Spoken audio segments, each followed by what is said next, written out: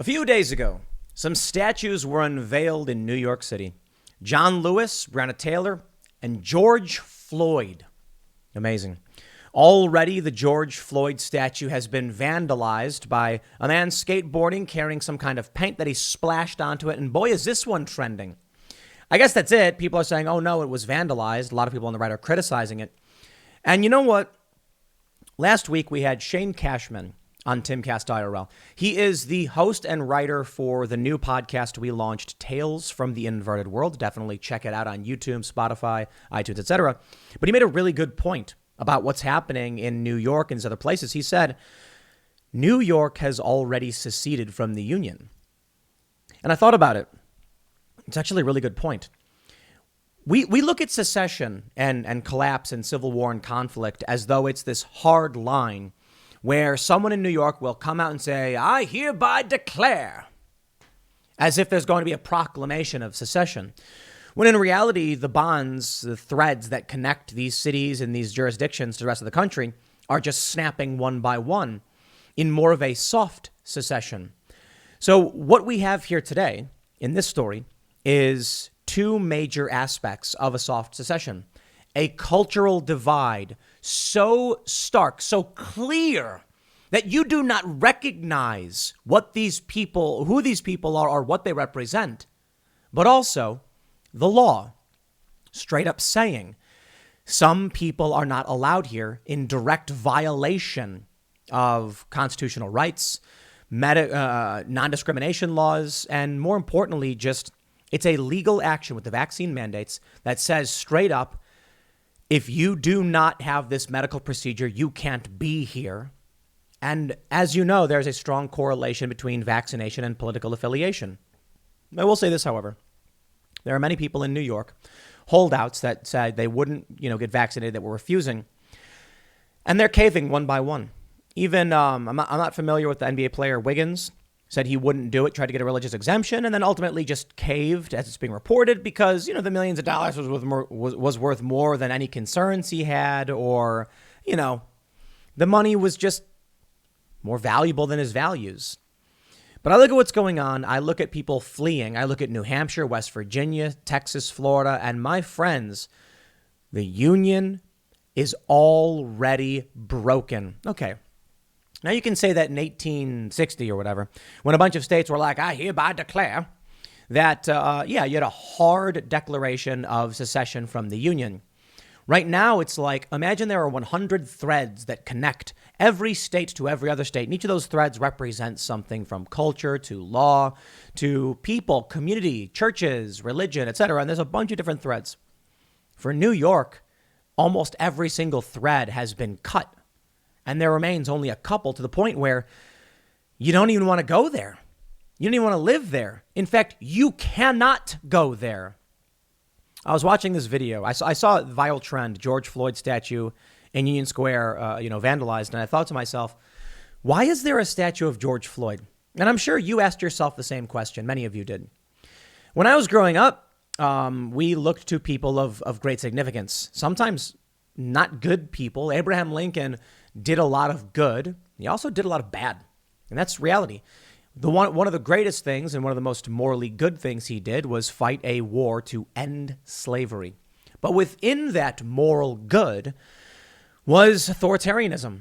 And we cannot respect the authoritarianism. However, sometimes we recognize the world is nuanced.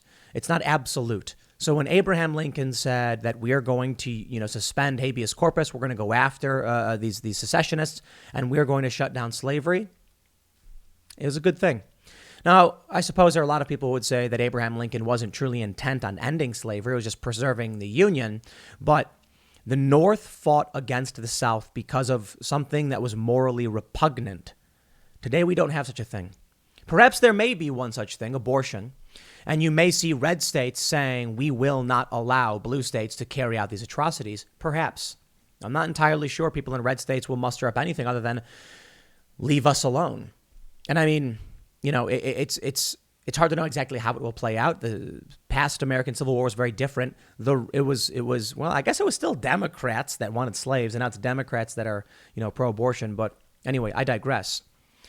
We tore down And I say we because there used to be one country. Statues of Abraham Lincoln, and that's why I bring him up. Statues of Abraham Lincoln, I believe it was in Boston, were taken down. The great emancipator, a statue that was paid for by former slaves and their descendants and their children, saying that this was the man who removed the chains and brought them to freedom. The statue was deemed offensive and taken down. Hans Christian Heg in Wisconsin. A young man, a man, I think he was in his 30 or so, who fought for the North to end slavery. He wasn't even American. And he did so because slavery was wrong.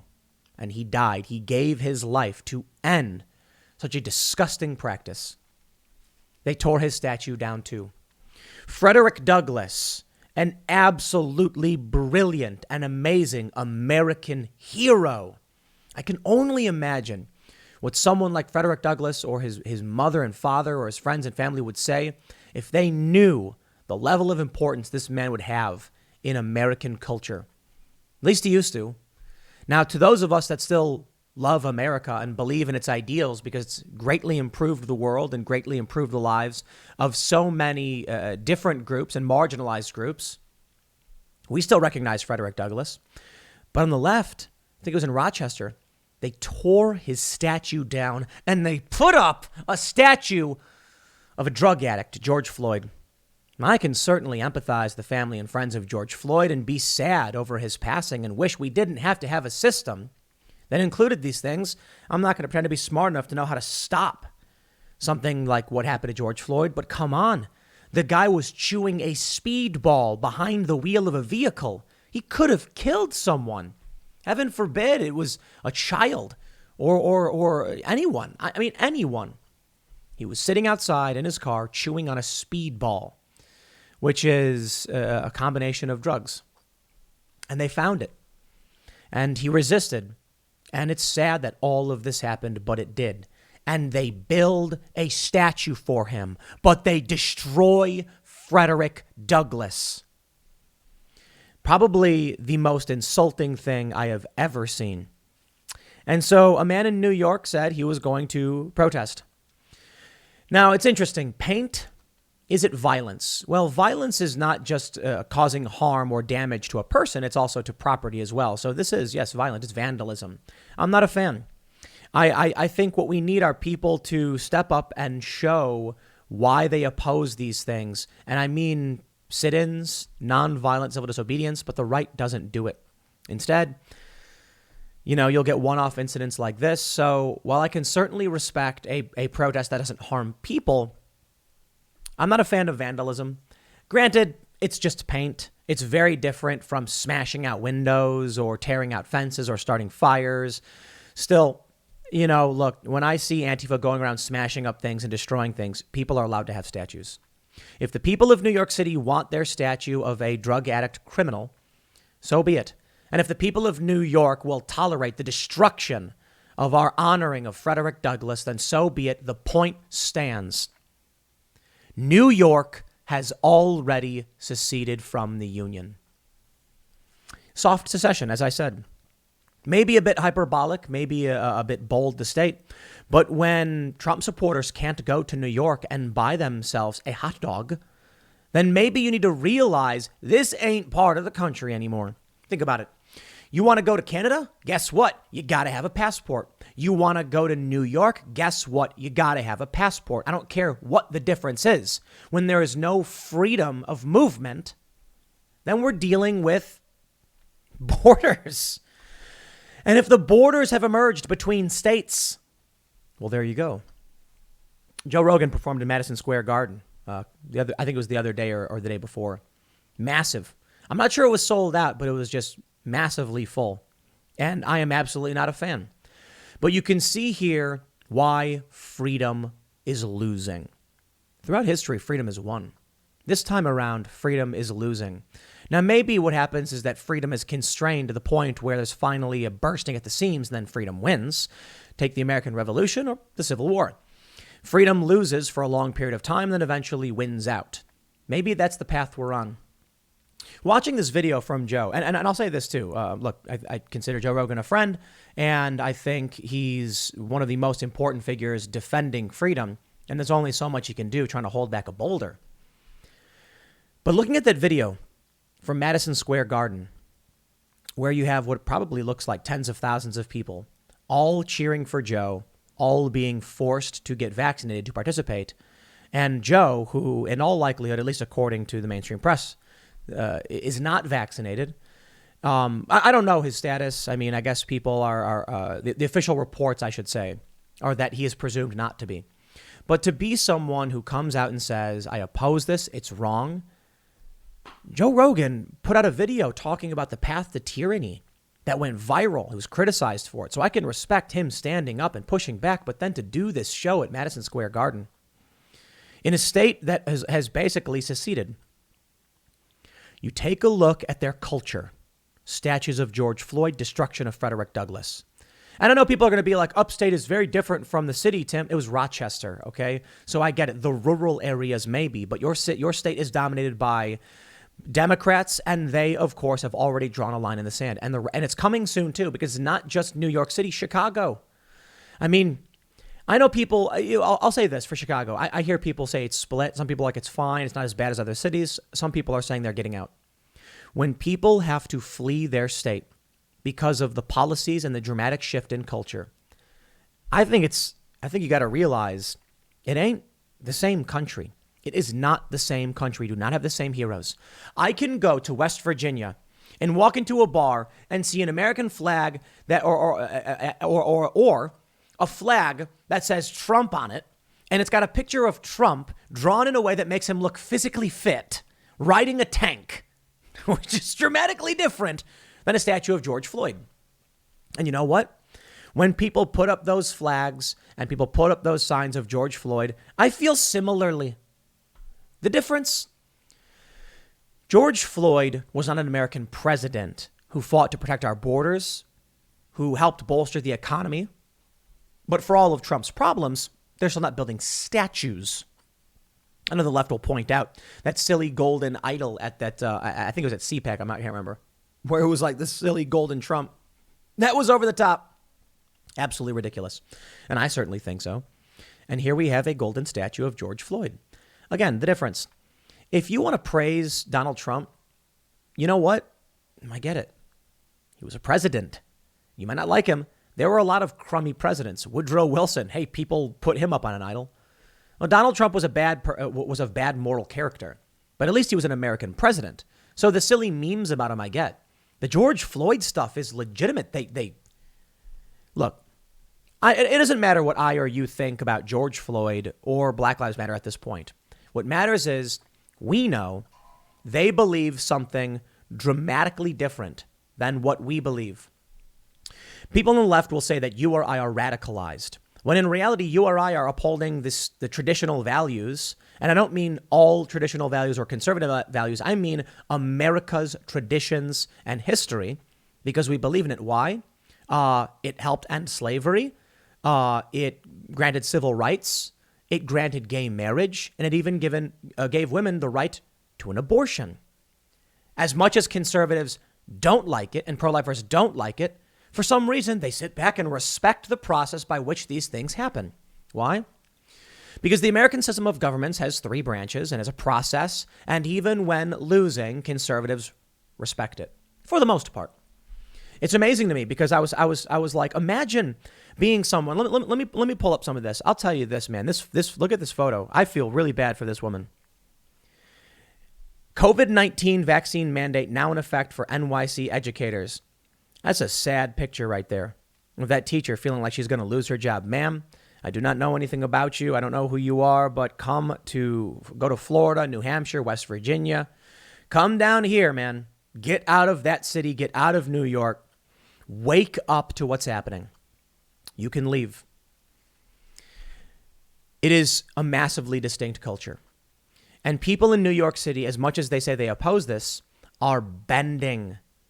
So what you need to understand is that as the culture changes in New York and these other states, these blue states, California or whatever, you're seeing it's being pulled harder and harder to the left. Now, the right isn't moving that far right. I'm actually a fairly liberal person. I just believe in freedom more than authority. So the real divide isn't so much left as right as it is libertarian versus authoritarian, but there are still some nuances in what that means. Some people are nationalists, some people are globalists. But I'll put it this way.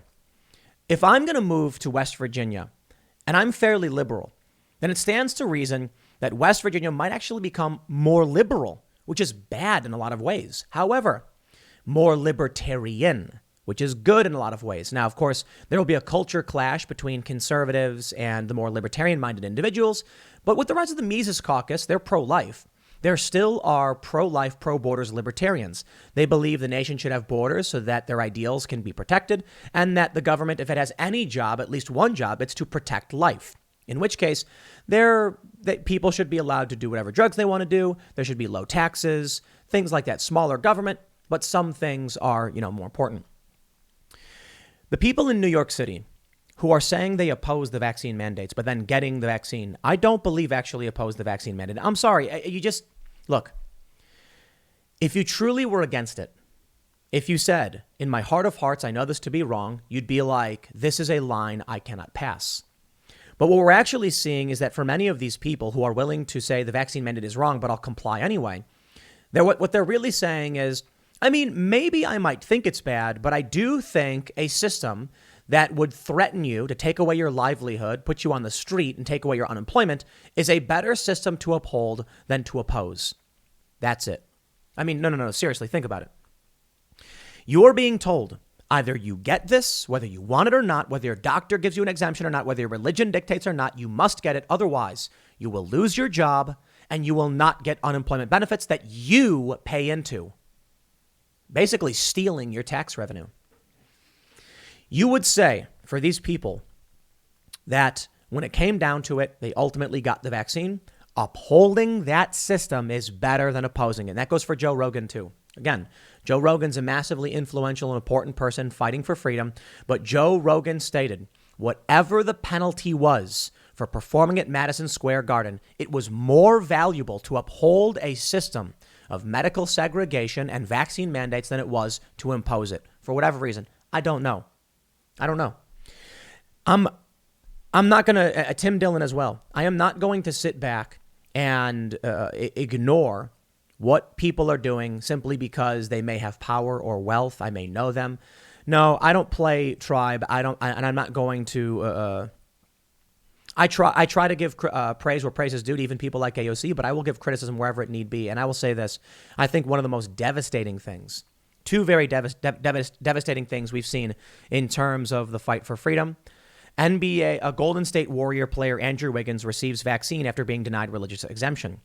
Now, I'm not going to pretend that this guy is the most staunch anti-mandate guy, but he, among with others, have been staunchly anti-vaccine mandate. He tried getting religious exemption. Apparently, he said, okay, whatever, he'll just do it. So this shows that even among those who are like, yo, I don't want to do this, they don't have the wherewithal to resist the machine when the machine comes knocking. I'll tell you this. I oppose the vaccine mandates 100%.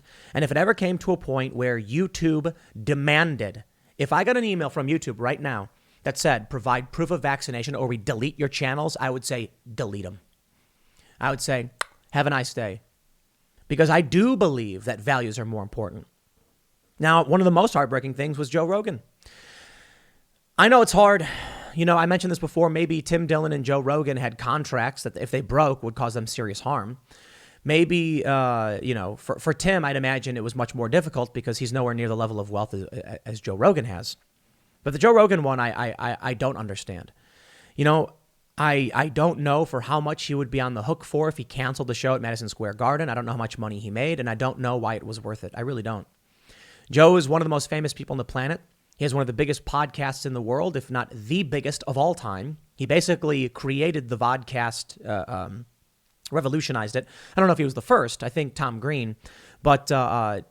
I think Tom Green did a home web show. But I think Joe Rogan did this podcast, hangout discussion format live. He pioneered it. He's worth tens of millions, if not substantially more than that.